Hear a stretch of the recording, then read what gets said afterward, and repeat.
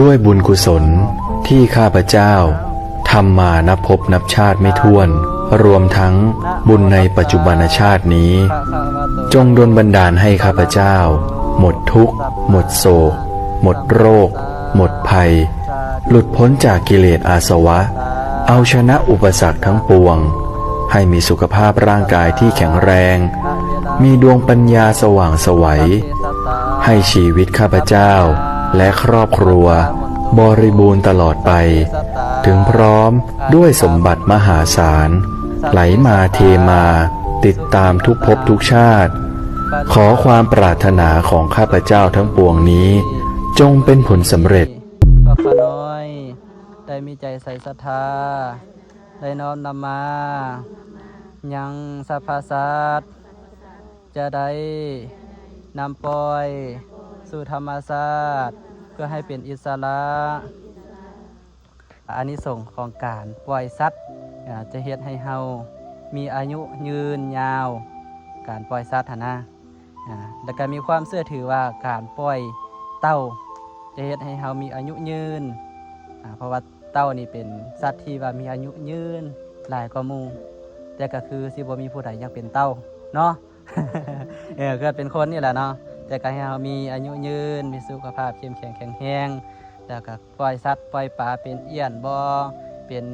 ปลาสัตว์ต่างๆเฮ็ดให้มีความลื่นไหลมีความราบรื่นในธุรกิจการงานเฮ็ดให้ธุรกิจการงานให้สมบังทุกประการมื้อนี้เฮาก็ได้เอาสรรพสัตว์บ่ว่าจะเป็นเต่าเป็นปลาก็สิได้มาปล่อยสู่ธรรมชาติให้เป็นอิสระตามวิถีชีวิตของมันนั่นแหละเนาะให้มีอายุมันยืนยาวต่อไปตามอายุไขของตนวันนี้ก็ให้พร้อมเพียงกันปล่อยไปค่อยๆปล่อยออกเด้อเดี๋ยวครูบาสิสวดสยันโตให้สยันโตโพธิญาโมเดสากายานังนาทิวัฒโนเอวังตวังวิสัญโยเฮสยสุสยมังคาเลอปาลาสิตาปาลังเกสิเสปทาวิปุคาเลอภิเสเกสาพัง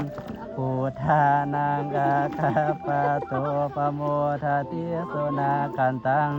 สุมังคาลังสุปาภาตังสุโหทิตังสุกานุสุโมโหโตจาสุญิทังโพมาจาริสุปาทาคินังกายกรรมังวาจากรรมังปาทาคินังปาทาคินังมโนกรรมังปานิทิเตปาทาคินาปาทาคินานิกาตวานารพันตาเทปาทาคินีสาธุ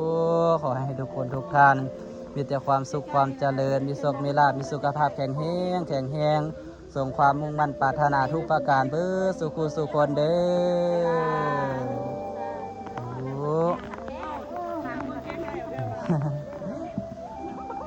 อที่นี้ก็เป็นสถานที่ปล่อยปลา